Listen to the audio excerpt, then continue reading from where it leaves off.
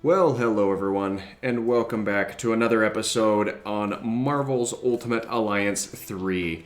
Today we are looking at another difficulty within the Danger Rooms, as we have been doing for the past week or so. And today we are moving up in that difficulty ranking. Now you've seen that we have gone through the Alpha, the Beta, and the Gamma difficulties, so the next step in that progression is going to be confronting the Delta difficulty. And things tend to ramp up about as you would expect them to. So, we've got the same team that we're still working with here. You can see the sections of this danger room that we'll be confronting in the top right. So let's go ahead and jump into the action. While we wait for this first room to load up, where we will be confronting Hulk, Iceman, and Daredevil, make sure that you check to see if you're subscribed to the channel. If you're not, take a moment and do so, as that subscription is free and easy, and I bring videos to you every single day. So, we've just about got this first room loaded up, and the thing about these rooms is you tend to see that a couple of them get recycled around a couple of different times, but the main difference is that with the difficulty increasing, you also have increases to the health pools for these opponents as well. So, this first section of our fight does involve a confrontation against Hulk primarily, and he has the curse of the vampire that slows movement speed as you get closer to him. Now, I am also keeping an eye pendant on the right-hand side of my screen to make sure that I'm not suffering any detriments to this section of the fight, and the best thing for making sure that we are keeping pace with our computer opponents is layering into them and afflicting them with those detriments wherever we can. So that first one was jumping 7 times. It inflicted the opposing team with burn level 1, which works, fairly well when it comes to taking them down. And we are already surging pretty well ahead of where Hulk is. And we're applying a couple of our attacks into him to further surge forward. We now have to dodge 8 times, and the nice thing about this is dodging in general. It does not constitute dodging attacks specifically. So with 8 quick dodges there, we went ahead and inflicted the confuse status on our opponents as well. Now we are just seeking to add the finishing touch to Hulk, and we should be able to do so here pretty quick. I switch over to using Wolverine in hopes that the synergy attacks used with him will stagger out Hulk a little more completely. Unfortunately, that was not the case, but we are just about done with Hulk here and able to move past him into the next section. One quick roll behind him is all we needed, and that heavy attack from Thanos Infinite is going to do him in. Now we have Iceman who spawns in, and it's a little bit hard to tell, but Iceman has the curse attribute active, and we will see that upon defeating him, as it's made a lot more apparent at that stage. We go ahead and detonate our extreme attacks here in order to really lay on the damage, and we are surging very far ahead of our opponents at this stage. We're at about 60% completion. We will be at that 60% completion upon defeating Iceman.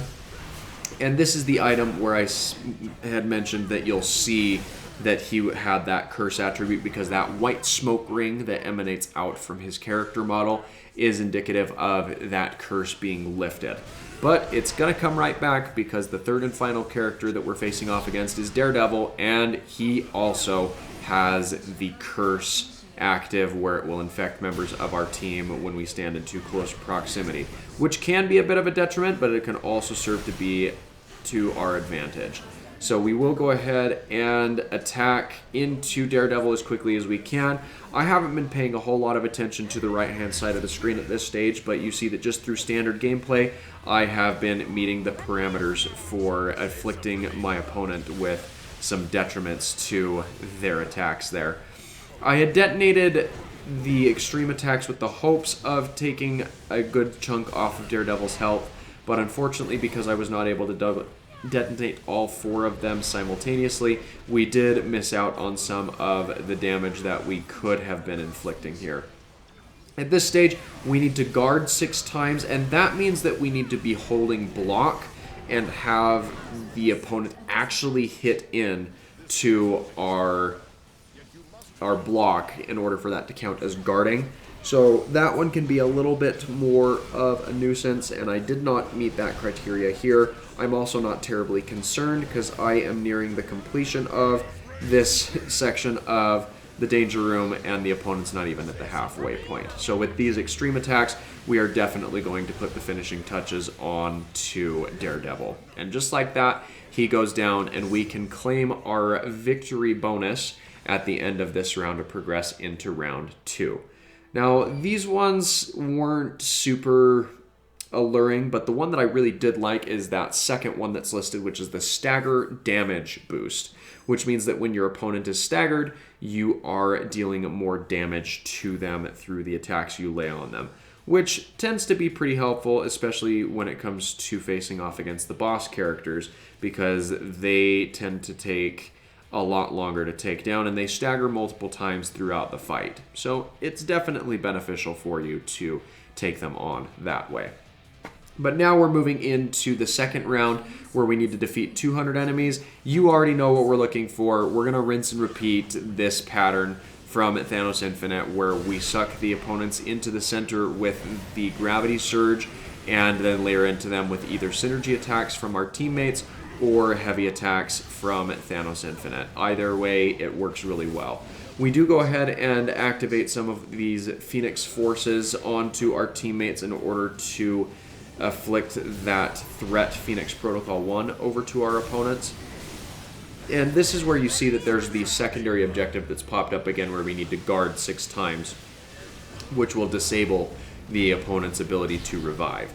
That is a very critical detriment to that team and will really slow them down.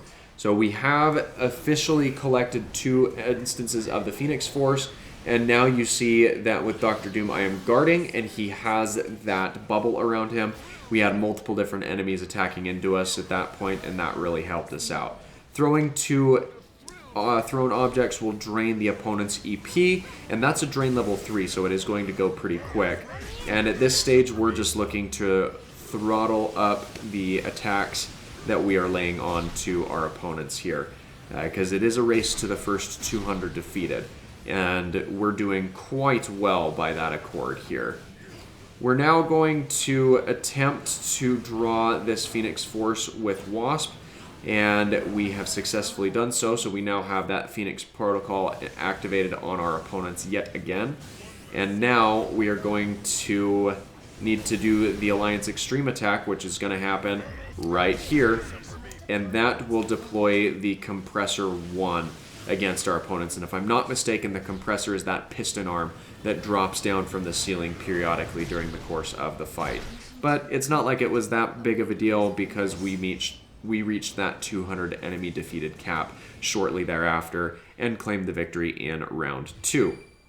We've got a couple of other options here for our end of the room victory rewards, and honestly, the passive EP regeneration is just the way to go, especially when we take into consideration that this third round is going to be built around defeating the most amount of enemies possible. And with the EP passively regenerating onto our teammates, that means that we can cycle through our synergy attacks without having to worry about taking as many breaks to build that EP meter back up and ramp into those attacks again. It's a really nice benefit to have along with these types of rifts where we're looking to get through as many opponents as we can. So we've got 3 minutes on the timer. Let's see how many opponents we can lay into. Looks like my opponents had already taken out 1 or 2 enemies, but we are going to quickly catch up and either keep pace or vastly surpass what they're able to do. We're activating our Phoenix Protocol on our opponent by cycling through and getting the Phoenix Force activated on our own teammates. We also need to defeat 2 powerful enemies. That's going to be very easy, so we now have the Compressor active against our opponents again. Detonating our extreme attacks here from each of our teammates will allow us to level the playing field and take the lead definitively for the first time in the series here. And though we shortly lose that, we are going to lay back into these opponents and regain that total of opponents taken down. We need to activate our extreme attacks twice. That means you just have to activate them with 2 of our teammates, but that's going to be very easy because all of them are ready to go. So we meet that revive 1 disablement very quickly there as well, which only serves to be more so to our benefit. Anytime you hear that training sequence recalibrated playing through, you will want to check over to the right-hand side of your screen, because it generally means that you have another objective available to take advantage of. And we are working on getting our teammates saturated with that Phoenix Force, as you can see the timer ticking down on it. The timer is about to expire on the defeating opponents with synergy attacks, so I'm not too concerned about that. We'll want to stagger out 1 other enemy in order to disable the opponent's AX attacks, which is when you have all of the extreme attacks active simultaneously.